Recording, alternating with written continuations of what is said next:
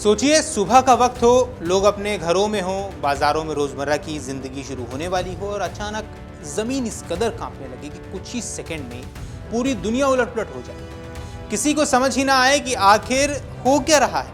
इमारतें हिलने लगे, लोग चीखते हुए सड़कों की तरफ भागे और देखते ही देखते कई जगहों पर मलबे का ढेर नजर आने लगे। इसके बाद समुद्र की तरफ से एक और खतरे की खबर आती है कि सुनामी आ सकती है। नमस्कार, आप देख रहे हैं अमर उजाला। मैं हूं आपके साथ साहिल सोयाल। इंडोनेशिया में शनिवार की सुबह कुछ ऐसा ही खौफनाक मंजर देखने को मिला। देश के पूर्वी हिस्से में आए 7.7 तीव्रता के शक्तिशाली भूकंप ने भारी तबाही मचा दी। शुरुआती घंटों में जहां मौतों का आंकड़ा कम बताया जा रहा था, वहीं राहत और बचाव अभियान आगे बढ़ने के साथ मृतकों की संख्या बढ़कर 38 हो चुकी है। दर्जनों लोग घायल हैं और कई इलाकों में इमारतें, सड़कों और दूसरे बुनियादी सुविधाओं को नुकसान पहुंचा है और ये आंकड़ा अभी बढ़ने की संभावना है। इंडोनेशिया का मौसम विज्ञान, जलवायु और भूभौतिकी एजेंसी यानी कि BMKG के मुताबिक भूकंप शनिवार सुबह करीब 4:58 पर आया। इसका केंद्र पूर्वी नुसा तेंगारा प्रांत के फ्लोरेस द्वीप के आसपास समुद्र था। भूकंप की गहराई करीब 15 किलोमीटर बताई गई है, यानी अपेक्षाकृत उथला भूकंप था।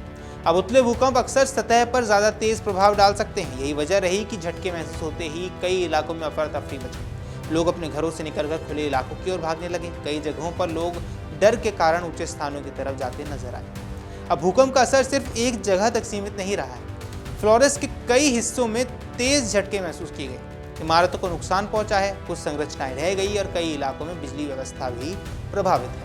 सड़कों पर मलबा और भूस्खलन आने से राहत एवं बचाव कार्य में अब मुश्किल भी आ रही है। पूर्वी इंडोनेशिया के कई इलाकों में भूकंप के दौरान लोग अपनी जान बचाने के लिए घरों और इमारतों से बाहर निकले।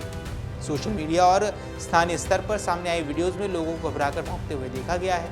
कुछ जगहों पर इमारतों के हिस्से गिरते हुए भी नजर आए हैं। फ्लोरेस द्वीप के प्रमुख शहरों में से एक मोमेरे में भी भारी नुकसान की खबर सामने आई है। अब यहाँ बंदरगाह क्षेत्र में एक इमारत के हिस्से रह गए। बचाव कर्मियों ने मलबे से लोगों को निकालने का काम शुरू किया। रिपोर्ट्स के मुताबिक मोमेरे और आसपास के इलाके में बड़ी संख्या में लोग प्रभावित हुए। अब मोमेरे में एक भूस्खलन के कारण भी लोगों की जान गई। अब राहत एजेंसियों के मुताबिक शहर और आसपास के इलाके में कई मौत इमारतों के मलबे और भूस्खलन से जुड़ी हुई है। एक जगह अकेले भूस्खलन से 16 लोगों की मौत की जानकारी सामने आई है। अब जब भूकंप के साथ सुनामी का डर भी आया, तो भूकंप का सबसे बड़ा डर ये लोगों के लिए पैदा कर दिया। अब समुद्र के अंदर आए शक्तिशाली भूकंप के बाद इंडोनेशिया अधिकारियों ने तटीय इलाकों के लिए सुनामी की चेतावनी जारी की है। लोगों से समुद्री तटों से दूर रहने और ऊंचे स्थानों की ओर जाने की अपील की गई है। सुनामी की चेतावनी ने लोगों में डर और बढ़ा दिया है। हजारों लोग अपने घरों से निकलकर सुरक्षित स्थानों की तरफ चले गए। अधिकारियों के मुताबिक करीब 2000 लोगों को प्रभावित इलाकों से सुरक्षित स्थानों पर पहुंचाया गया है। हालांकि बाद में राहत की खबर भी आई। निगरानी में समुद्र के स्तर पर ऐसा कोई बड़ा बदलाव देखने को नहीं मिला है जिससे व्यापक सुनामी का खतरा बना रहे।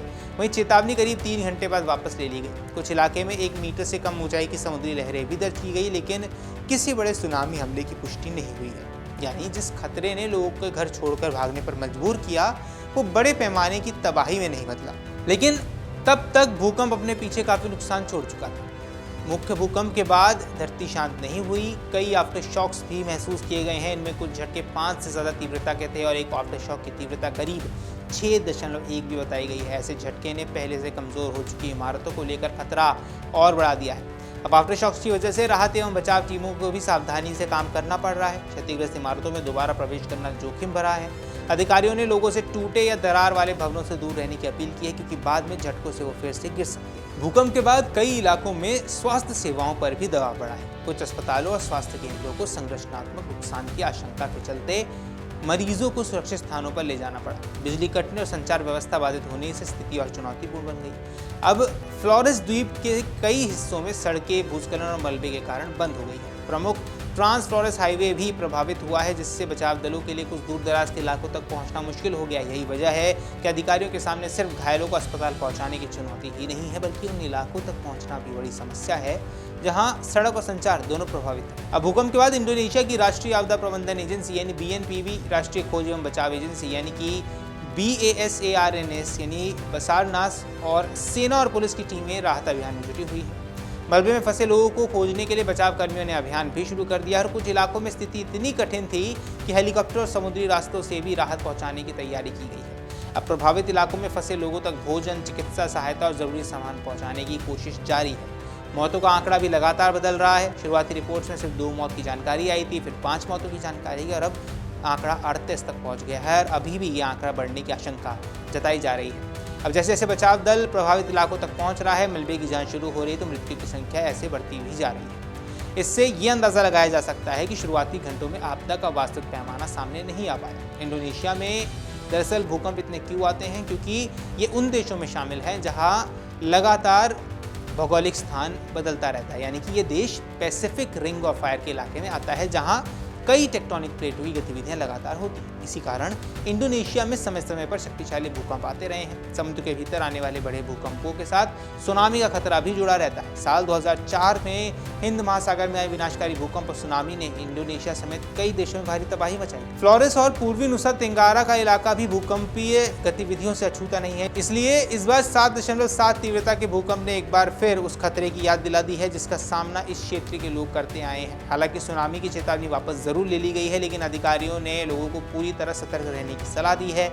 आफ्टर शॉक्स अब भी जारी हैं और कई इमारतें क्षतिग्रस्त है। ऐसे में लोगों को टूटे और कमजोर भवनों में जाने से बचने की सलाह दी गई है। सबसे बड़ी चिंता उन इलाकों को लेकर है जहां अभी तक राहत टीमें पूरी तरह नहीं पहुंच पाई हैं। सड़कें बंद होने और संचार व्यवस्था प्रभावित होने के कारण नुकसान का वास्तविक आंकड़ा अभी तक सामने नहीं आया है। अगर आप ये वीडियो YouTube पर देख रहे हैं तो हमारे चैनल को सब्सक्राइब कर बेल आइकन दबाएं और Facebook पर देख रहे हैं तो हमारे पेज को लाइक करें।